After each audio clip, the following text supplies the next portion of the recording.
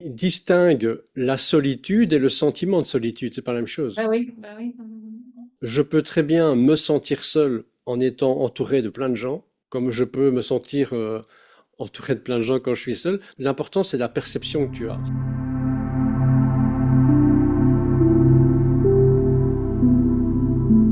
Tu l'as vu dans l'énéagramme, hein, en fonction de ton profil, il peut y avoir des profils qui ont plus besoin des autres que certains, mais on a tous, de par notre fonctionnement d'être humain, un besoin de connexion et d'appartenance.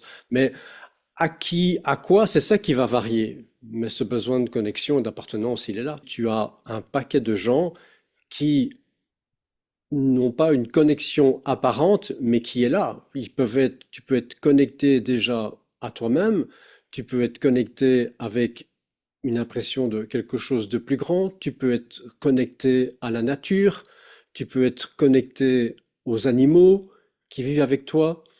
Donc, ne crois pas que parce que quelqu'un enfin, ne vit pas avec d'autres humains, il n'est pas connecté. Non. Si vraiment tu es connecté déjà simplement avec toi, avec ton corps, avec l'instant présent, avec ce qui se passe, avec la nature, cette connexion-là, elle est déjà extraordinaire. Si vraiment tu te poses dans la nature et que tu regardes autour de toi, tu vas voir que tu n'es jamais seul en fait.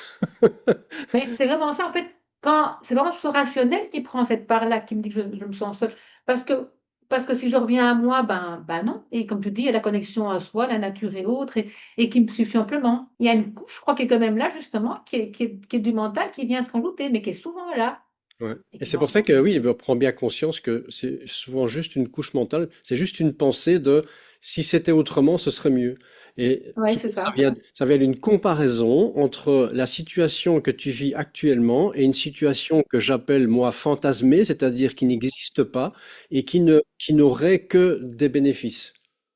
Et évidemment que si tu es toute seule chez toi et que tout d'un coup tu as une pensée ou un souvenir de toi qui apparaît, ou tu es entouré de personnes avec qui tu t'amuses bien, on se mange un bon morceau de gâteau avec un thé, c'est super sympa et on s'amuse, bah ça se fait tout seul dans notre cerveau, hein, mais tu compares ta situation actuelle, je suis toute seule chez moi, à une situation de on se marre bien avec des amis et automatiquement il y a une impression qu'il manque quelque chose ou quelque chose n'est pas OK dans ce qui se passe là maintenant.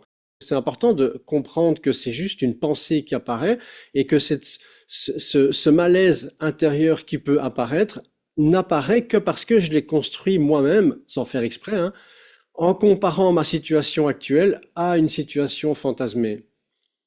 Et souvent, ce qui se passe, bah, c'est que si le lendemain, je me retrouve avec 10 personnes en train de manger un gâteau avec une tasse de thé et qu'on se marre bien pendant 10 minutes, bah, à un moment donné, hein, tout d'un coup, tu vas être là et tu vas commencer à parler autour de toi, à causer de trucs qui t'intéressent pas, à blablater, blabla, blabla, blabla. Et au bout de 20 minutes à manger ton gâteau, bah, tu vas être là et tu vas te dire, quand même bien chez moi, là, dans mon petit jardin, tranquille, avec mon chat, là. On est quand même bien à la maison, tu vois. Et hop là, ça s'inverse, tu vois. C'est cette idée de, tant qu'on est dans cette comparaison mentale, tu seras jamais heureuse parce que le mental ne fait que comparer des situations existantes à des situations fantasmées qui n'existent pas.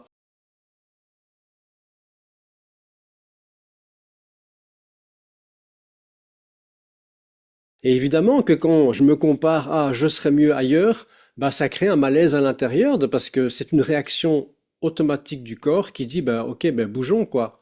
Sauf que ce corps réagit en disant bougeons juste parce que c'est le résultat d'une pensée qui est si j'étais ailleurs, ça serait mieux. Bah, vous le savez bien, hein, que toute notre vie, on fait ça, en fait, hein. Si j'étais ailleurs, je serais mieux. Bah oui, oui, oui. Si j'étais plus riche, je serais mieux. Si j'étais en meilleure santé, je serais mieux. Si j'avais plus d'énergie, je serais mieux. Si j'étais pas avec cette personne-là, ce serait mieux. Si j'étais avec quelqu'un d'autre, ce serait mieux. Et si tu es mal au départ, où que tu ailles, tu vas te sentir mal aussi après, parce que le malaise, il est dedans, c'est ça qu'il y a.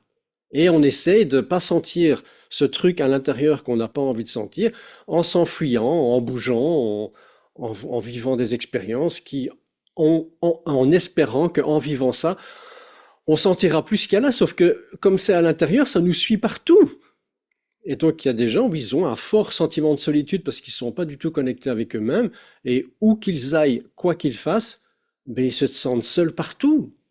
Partout, partout, partout. Et alors, quand tu arrives dans un groupe et que tu te sens seul, hop là, ça repart dans la tête, alors tu carbures avec ce cerveau qui analyse en permanence. Et donc, tu analyses comment ça se fait que je suis entouré de 20 personnes et que je me sens seul. Alors, laisse-moi réfléchir. Ah, c'est sûrement parce que je suis incompris, ça doit être ça. Ouais, parce que je suis différent et je suis pas comme eux. Et puis, tu vas chercher toutes les caractéristiques que les autres ont et qui prouvent qu'ils sont pas comme toi ou que tu n'es pas comme eux. Et tu vois, ce système mental qui part en vrille comme ça, il distingue la solitude et le sentiment de solitude. C'est pas la même chose. Bah oui, bah oui. Et vous le savez, hein, je peux très bien me sentir seul en étant entouré de plein de gens, Mhm.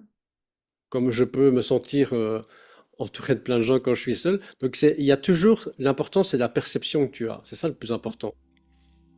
Et donc, là, tu peux être complètement seul, mais te sentir, bah oui, connecté avec toi, connecté avec ce qui t'entoure, la nature, et du coup ne pas avoir une impression de solitude.